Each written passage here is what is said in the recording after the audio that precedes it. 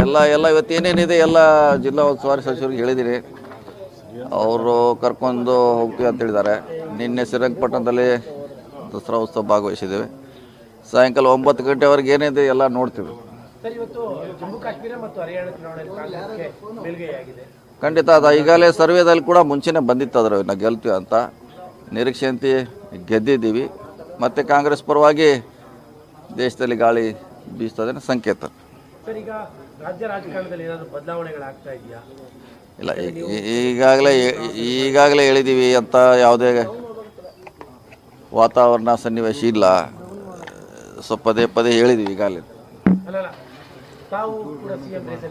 ಇಲ್ಲ, ಈಗಲ್ಲಿ ಹೆಂಗೆ ರೇಸ್ ಖಾಲಿ ಇಲ್ಲ, ಹೆಂಗೆ ರೇಸ್ ಇಲ್ಲೂ ಎಲ್ಲರ ಈಗಾಗಲೇ CM ಇದ್ದಾರೆ. ಸೊ ಅವರೇ ಮುಂದುವರಿತಾರೆ. ಸಕ್ಕ ಸರಿ ನಾವು ಹೇಳಿದ್ದೀವಿ, ನಮ್ಮ ಮಂತ್ರಿಗಳು ಹೇಳಿದ್ದಾರೆ, ಪಕ್ಷ ಹೇಳಿದೆ, ಹೈಕಮಾಂಡ್ ಹೇಳಿದೆ. ಸೊ ಅದ್ರ ಬಗ್ಗೆ ಮಾತಾಡೋದು ಅವಶ್ಯಕತೆ ಇಲ್ಲ.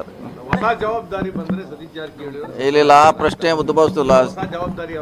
ಹೊಸದೇನಿಲ್ಲ, ಹಳೇದು ಇಲ್ಲ. ಇದ್ದ ಮಂತ್ರಿಯಾಗಿ ಇರ್ತೀವಿ ನಾವು 5 ವರ್ಷ.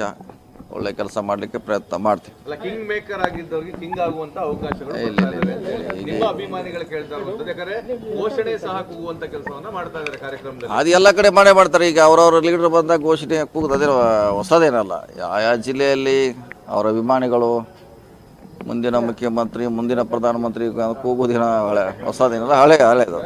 ನಿಮ್ಮ ಅಭಿಮಾನಿಗಳಿಗೆ ಸಿದ್ದರಾಮಯ್ಯ ಅವರಿಗೆ ಸಂಕಷ್ಟ ಬಂದಿರುವ ಈ ಪರಿಸ್ಥಿತಿಯಲ್ಲಿ ನೀವು ಪರಮೇಶ್ವರ್ ಭೇಟಿ ಮಾಡ್ತೀರಾ, ಮತ್ತೆ ಬೇರೆ ಬೇರೆ ರಾಜಕೀಯ ಬೆಳವಣಿಗೆಗಳಾದಾಗ ಎಲ್ಲ ಬದಲಾಗ್ತಾ ಇದ್ದಾರೆ. ಆ ಸ್ಥಾನವನ್ನ ಸಜ್ಜಿ ಜಾರಕಿಹೊಳಿ ತುಂಬೋದಕ್ಕೆ ಇವೆಲ್ಲ ಬೆಳವಣಿಗೆಗಳು ನಡೀತಿದೆ. ನಾವು ಮುಂಚೆನೇ ಭೇಟಿಯಾಗಿದ್ದೀವಿ, ನೀವು ಅದಕ್ಕೆ ಹೆಚ್ಚು ಗಮನ ಕೊಟ್ಟಿಲ್ಲ. ಮುಂಚೆ ಕೂಡ ಭೇಟಿಯಾಗಿದ್ದೀವಿ. ಯಾಕೆ ಮಹದೇವಪ್ಪನ ಮನೆ ಇರೋದು ನಮ್ಮ ಪಕ್ಕ, ಒಂದು ಹೆಜ್ಜೆ ಇಟ್ಟರೆ ಅವ್ರ ಮನೆ ಬೆಂಗಳೂರಲ್ಲಿ.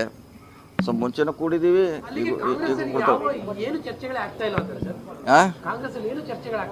ಆಗ್ತೈತೆ, ಆಗೋದಿಲ್ಲ ಅಂತ ಹೇಳಿ ಈಗ ಹೇಳಿದಿಲ್ಲ. ಕಾಂಗ್ರೆಸ್ಸು ಈಗ 4 ದಿನ ರಾಜಕಾರಣಿ ಚರ್ಚೆ ಮಾಡ್ತಾರೆ, ಉದ್ಯಮಿಗಳ ಕೂಡಿದ್ರೆ ಬಿಸ್ನೆಸ್ ಬಗ್ಗೆ ಚರ್ಚೆ ಮಾಡ್ತಾರೆ, ರೈತರ ಬಗ್ಗೆ ಚರ್ಚೆ ಮಾಡ್ತಾರೆ. ಅದು ಸ್ವಾಭಾವಿಕ. ಸೊ ಅದರ ಅರ್ಥ ಏನೋ ನಾವು ಸಮಸ್ಯೆ ಉದ್ಭವ ಆಗ್ತದೆ ಅನ್ನೋ ರೀತಿಯಲ್ಲಿ ಏನು ನಡೀತಾ ಇದೆ, ಅದೆಲ್ಲ ತಪ್ಪಾಗಿದೆ. ಸೊ ಒಂದು ಪಕ್ಷ ಸಂಘಟನೆ ಇರ್ತೈತೆ.